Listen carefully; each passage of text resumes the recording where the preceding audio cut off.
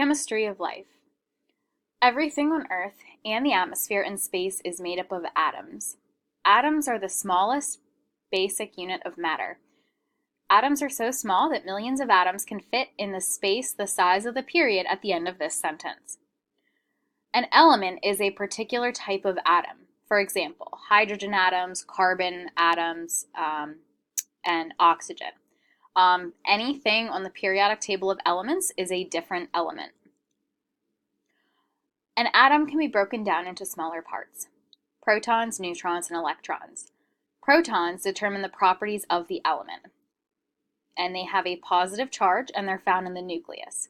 Each atom is that atom because of the number of protons that it has. For example, oxygen has 16 protons, so that's what makes it oxygen, whereas hydrogen only has 1 proton. And then neutrons. These are a neutral charge. They're also found in the nucleus. They just help stabilize the nucleus and hold it together to keep the positive protons from repelling each other. And then the electrons have a negative charge. They're found in the electron cloud surrounding the nucleus. They orbit extremely quickly, and they're very small. And they are held in place by their attraction to the positive nucleus. So using a periodic table, the atoms are arranged according to the atomic number and then also their properties. So the atomic number is the number of protons that's in an element.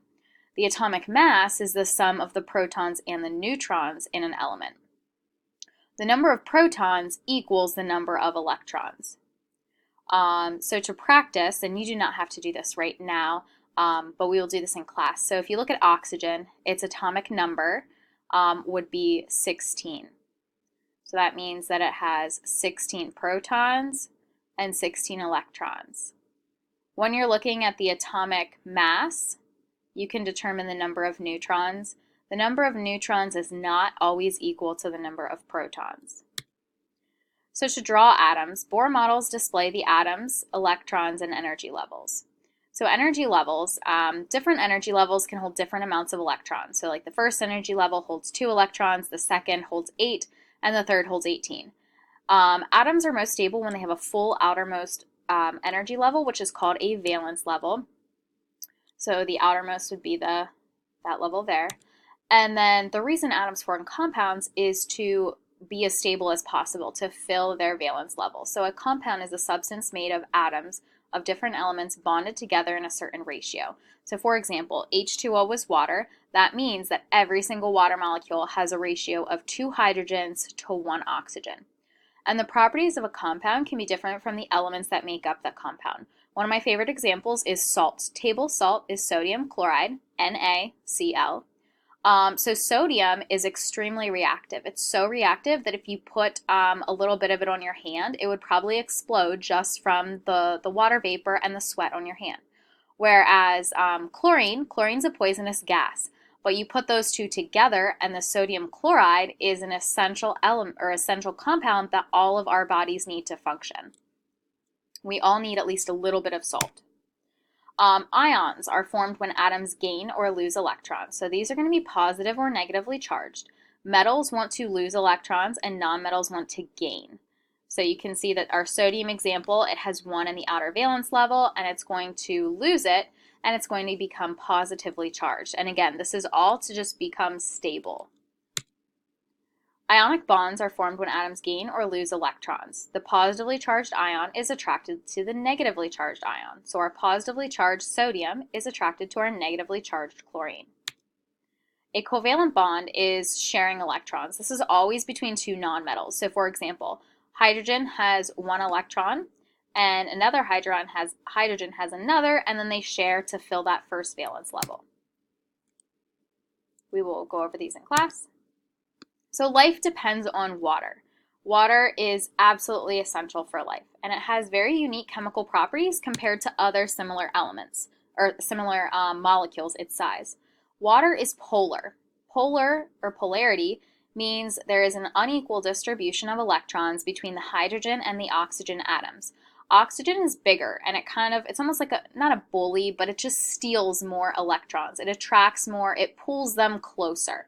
And this gives hydrogen a slightly positive charge, and oxygen a slightly negative charge. Remember that electrons are negative, so if oxygen has more electrons, it has more of a negative charge. And this little sign right here that looks like an 8 that's missing a part, that means partially or slightly. So this is very important when you're drawing the charges, because it's not a true negative or a true positive, it's a partial or slight negative or slight positive. So please include those in your drawing. Opposite charges of polar molecules interact to form hydrogen bonds.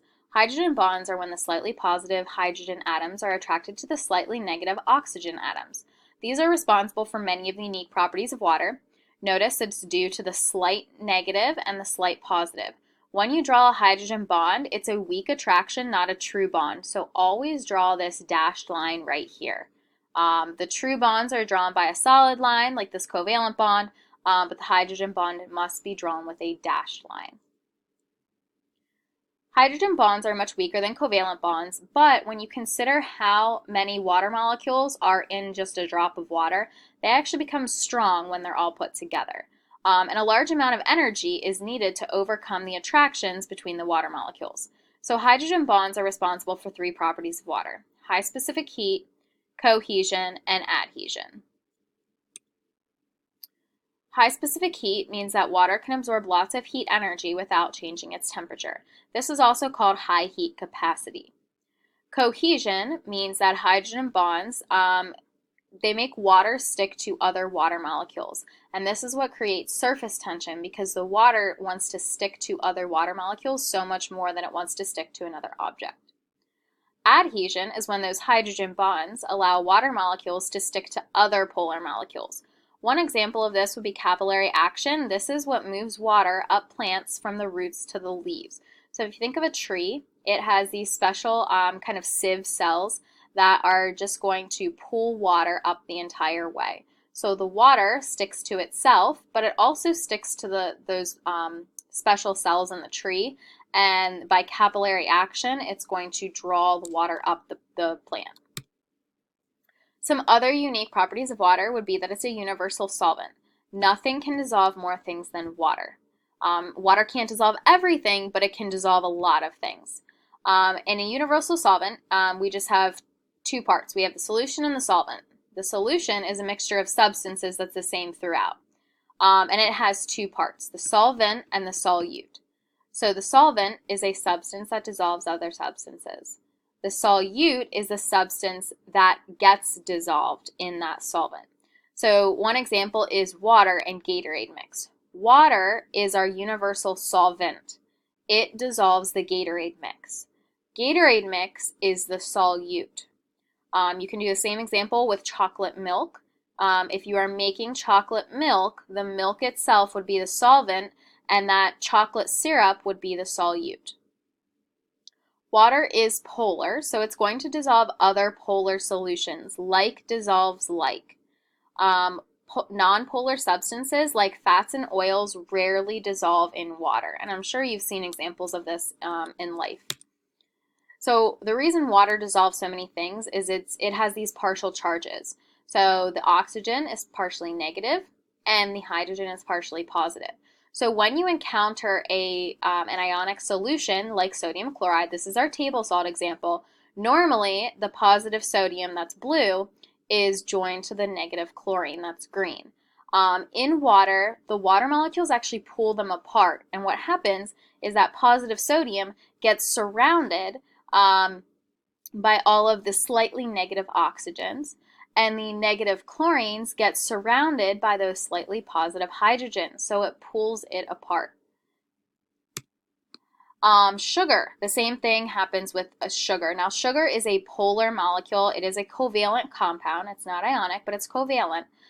We always draw sugar as a hexagon. It's not exactly a perfect hexagon, but the way the carbons join, does form this ring that looks like this. So whenever you see a hexagon in this unit, it will be sugar. And then the same thing happens. So the water is just going to surround every single little sugar molecule. And this happens on a molecular level. You can't really see this happening. So if you would dissolve like a spoonful of sugar in water, this is what happens. Each little molecule gets surrounded by the water. And you can see two examples of when water does not dissolve things. So this would be like olive oil in water. You can see the fat droplets. As it's poured in, it's going to actually separate because those molecules do not combine, because water is polar and fat is nonpolar. You've probably seen that like with the Italian salad dressing. The vinegar is mostly water, and of course the olive oil is an oil. So you have to mix that up every single time because it's going to separate. And then you may have seen this on the roads, an example of this rainbow-like structure. What happens is rain washes oil from cars that is just given off, and it kind of spreads it out in this thin film over the road. It doesn't wash it away. It just kind of stays there for a while, and then the sunlight reflects off of it and gives you this rainbow pattern. Another really unique property of water is that it floats. The solid floats. Most solids are more dense than their liquid form. However, ice floats and insulates the marine life in winter. If this didn't happen, every single lake would freeze solid, killing everything in it. So it's pretty important. It seems like a basic concept, but ice floating is huge, and it's really unique to water. So this is a density chart.